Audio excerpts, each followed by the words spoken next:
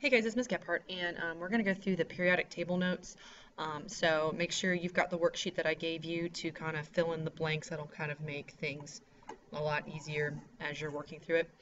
Essential questions. So make sure when you're done that you understand how the periodic table is organized, and then how would a scientist use the periodic table in order to describe properties of elements and determine the uses of those elements based on those properties.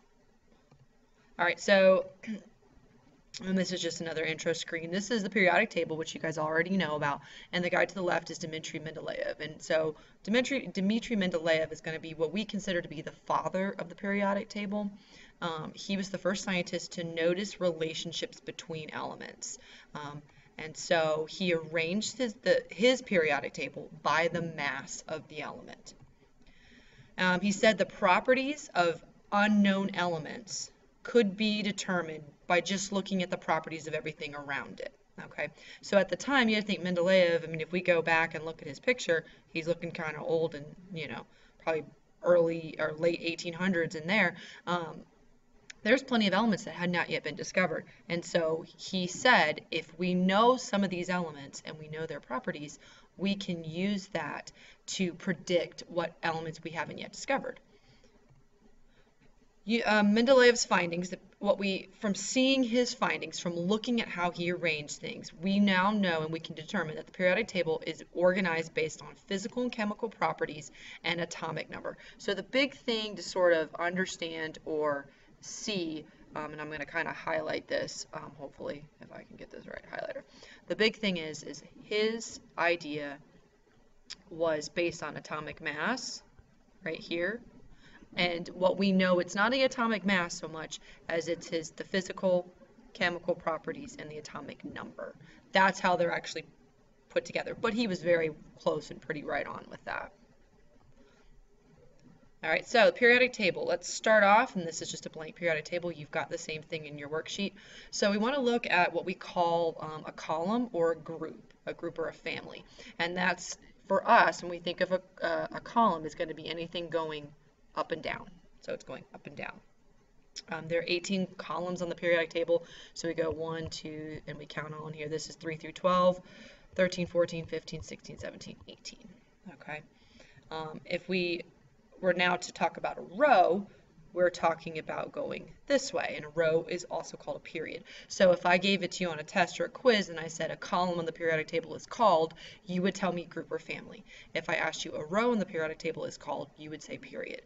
There are 7 periods, so that's starting up here, and it's going 1, 2, 3, 4, 5, 6, and then 7. We will discuss where these guys go in the future, so don't worry about that. There are just 7 rows on the periodic table.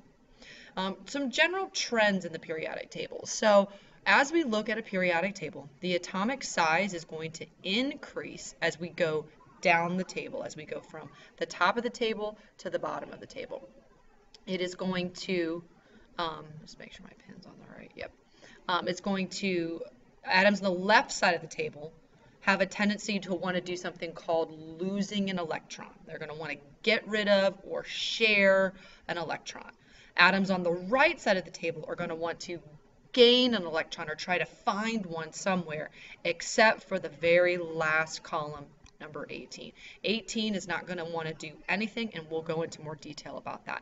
Just some trends that you kind of want to pick up on and look at the periodic table as you are looking and getting familiar with it. All right, so metals, nonmetals, and semi-metals. Metals are to the left of the staircase, so here are the metals, these guys right in here.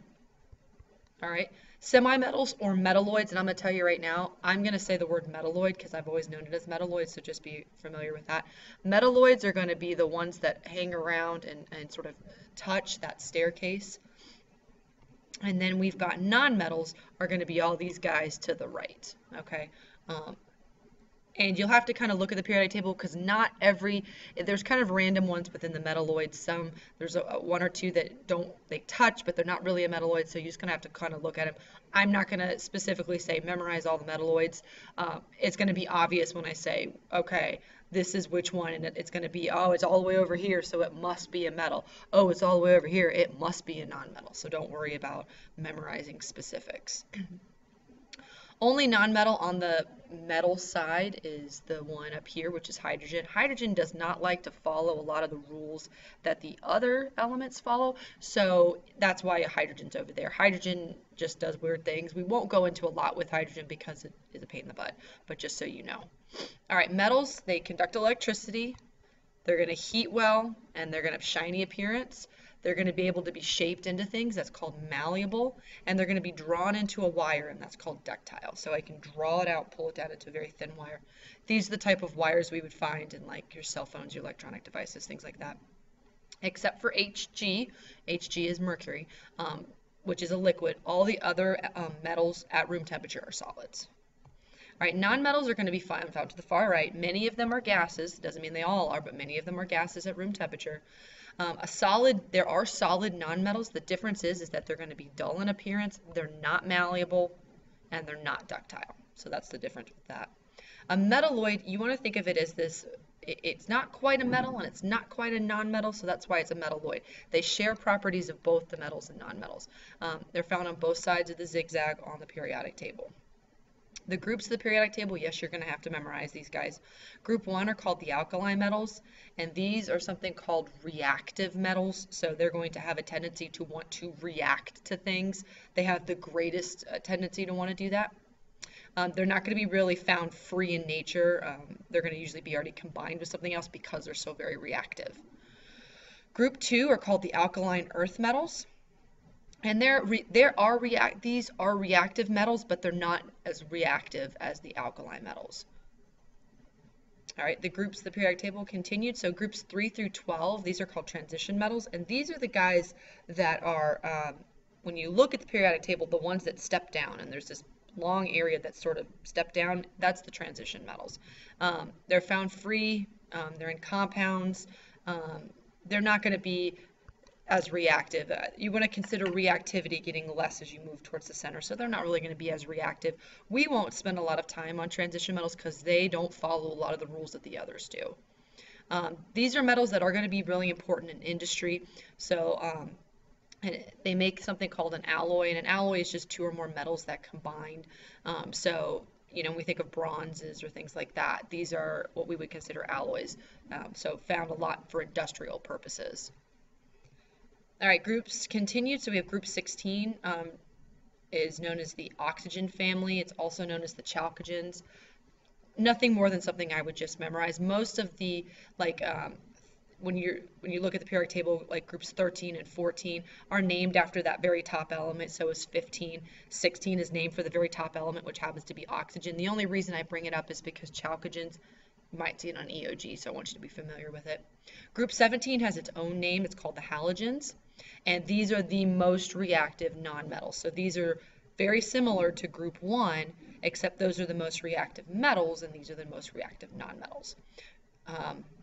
Group 18 are called the noble gases. They're also called the inert gases. And these guys are non-reactive. They do not want to react with anything else. They're content all by themselves. All right, so if we were going back here to look just as a refresher, this is group 1, the alkalis. This is group 2, the alkaline.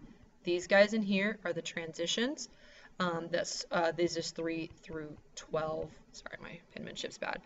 13, 14, 15, and 16 are all named for the top element. Remember, 16 are called chalcogens.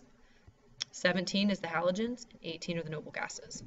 All right, so there are some special rows, and this is what I told you we were going to address. These are called the lanthanides and the actinides. They actually belong right in here. The purpose in pulling them down is if we had this very long row shoved up in there, all our properties kind of go berserk. We can't really maintain those normal properties. They don't line up nicely. These guys actually are alike together, so we kind of, they were kind of bunched, like, oh, these all are alike. Whoop, let's pull it right out. So that's why there's only still 7 rows. This doesn't make row 8 or row 9. They are 6 and 7. They're just up in there. Lanthanides and actinides are also called a rare earth element.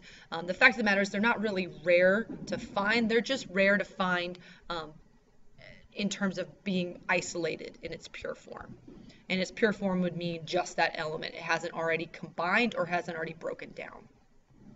All right, if you have any questions, please see your teacher, which is me, and go back through the video if you're stuck at any way, and we will definitely go over and review all this stuff.